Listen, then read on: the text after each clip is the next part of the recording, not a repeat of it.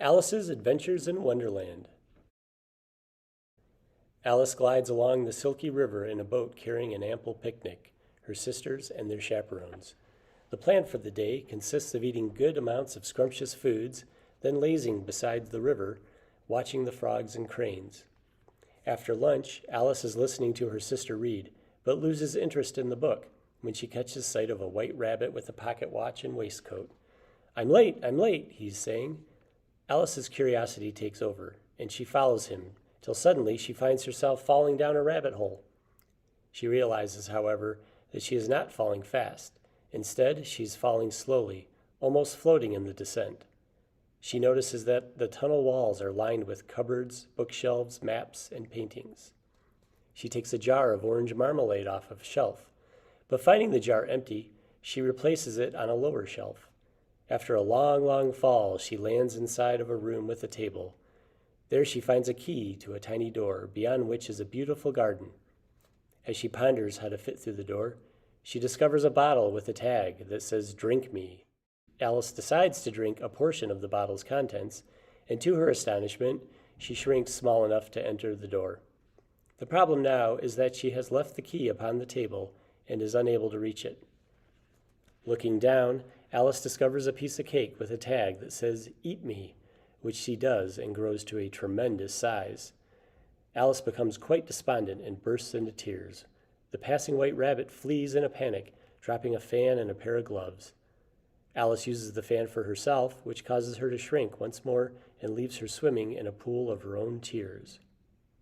Within the pool, Alice meets a dormouse and a variety of animals and birds, including a dodo, a lory, a magpie, and a crab, who all convene on a water's edge and engage in a caucus race to dry themselves.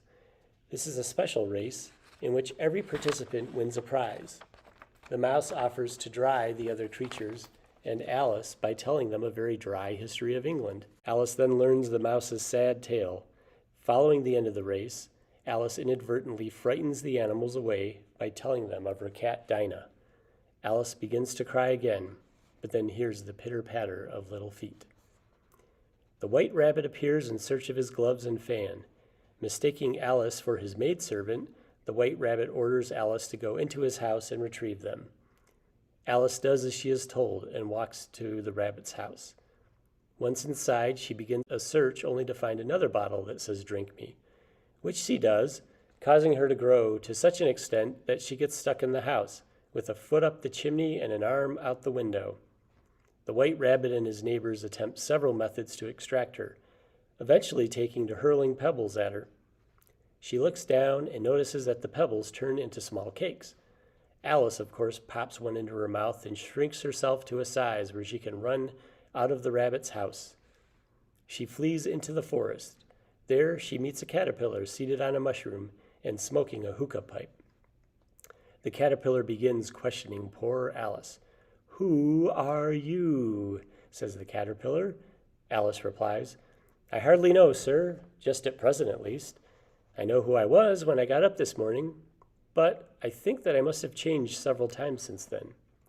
"Explain yourself," the caterpillar replies sternly, and the banter goes back and forth.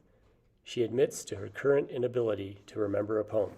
The caterpillar smokes and then crawls away, calling over his shoulder, "One side of the mushroom will make you grow smaller, and one side will make you grow taller." Alice breaks a piece off of each side and puts them in her pockets. After some thought, Alice decides to nibble a bit of one piece. Suddenly, her neck extends like a snake up to the treetops. A frightened pigeon screams, "Serpent!" and flies away. Alice waits until she shrinks down to an appropriate height, and then continues on with her walk through the woods. Alice comes upon a house which is about 4 inches tall. "Whoever lives there," thought Alice, "it'll never do to come upon them this size. Why should I frighten them out of their wits?" So she began nibbling on the right-hand bits again and dared not venture near the house till she had brought herself down to 9 inches high. 2 liverymen appear. One was a fish and one a frog. Both footmen have powdered curls about their heads. From inside of the house comes a most extraordinary noise of howling, sneezing, and crashing. "For the Duchess," "An invitation from the Queen to play croquet," said the fish footman. Then they both bow low and their curls become entangled together. Alice opens the door and goes in. There is a large kitchen filled with smoke, a duchess nursing her baby, and a cook leaning over a large cauldron stirring soup. The baby is filled with continual sneezes. The duchess sings a revolting song while tossing the baby into the air, till she suddenly flings it at Alice. "I must go get ready to play croquet." The cook tosses a pan after the duchess as he exits. It misses. The baby grunts and Alice looks down to realize that it is a piglet, which she releases into the woods. The Cheshire Cat appears to Alice and directs her toward the Hatter and March Hare before disappearing, leaving his grin behind. Alice finds the Hatter, March Hare, and a sleepy dormouse in the midst of an absurd tea party where it is always tea time.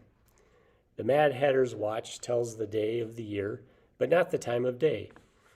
The Hatter explains that it is always 6 p.m., tea time, claiming that time is standing still as punishment for the Hatter trying to kill it. A strange conversation ensues around the table. The Mad Hatter serenades them all with a song. "Twinkle, twinkle, little bat, how I wonder where you're at. Up above the world you fly, like a tea tray in the sky." Eventually, Alice decides to leave, dismissing the affair as the stupidest tea party that she has ever been to. She looks back as she walks away and observes that they are trying to shove the sleepy dormouse into the teapot. Noticing a door on one of the trees, Alice passes through and finds herself back in the room from the beginning of her journey. Now she's able to take the key and use it to open the door to the beautiful garden, which turns out to be the croquet court of the Queen of Hearts. The garden is inhabited by playing cards with arms, legs, and heads, who are ruled over by the barbarous Queen of Hearts.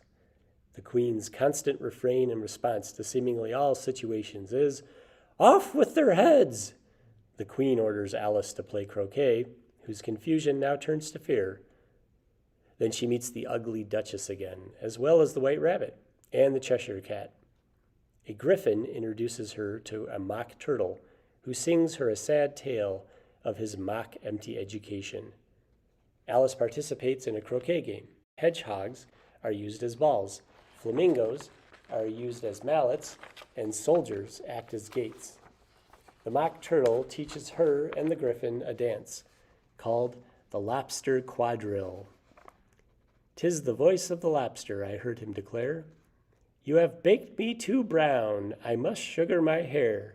As a duck with its eyelids, so he with his nose trims his belt and his buttons and turns out his toes. I passed by his garden and marked with one eye how the owl and the oyster were sharing a pie.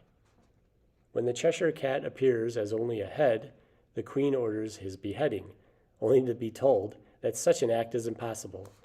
Because the cat belongs to the Duchess, when the Duchess fixates on finding morals in everything around her, the Queen dismisses her on the threat of execution. The mock turtle sings them beautiful soup, while the griffin drags Alice away for a trial. In the trial, the Knave of Hearts stands accused of stealing the Queen's tarts. The herald, who is a white rabbit also, reads the accusation. "The Queen of Hearts, she made some tarts, all on a summer's day. The Knave of Hearts, he stole those tarts and took them all away." The trial is ridiculously conducted by the King of Hearts, and the jury is composed of various animals that Alice has previously met.